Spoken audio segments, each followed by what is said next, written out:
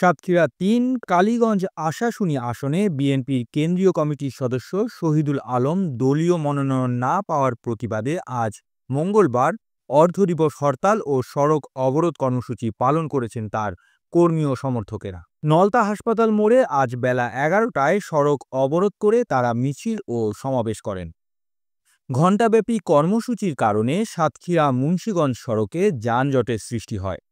এ সময় নলতা বাজারে দোকানপাট বন্ধ ছিল। নলতা ইউনিয়ন বিএনপির সভাপতি কিসমাতুল বাড়ির সভাপতিত্বে প্রতিবাদ সমাবেশে বক্তব্য দেন জেলা বিএনপির সদস্য শেখ নুরুজ্জামান, উপজেলা বিএনপির সাবেক ছাত্র বিষয়ক সম্পাদক ও বিষ্ণুপুর ইউপির চেয়ারম্যান জাহাঙ্গীর আলম, নলতা ইউপির চেয়ারম্যান আজিজুর রহমান, বিএনপির নেতা এস.এম. হাফিজুর রহমান প্রমুখ।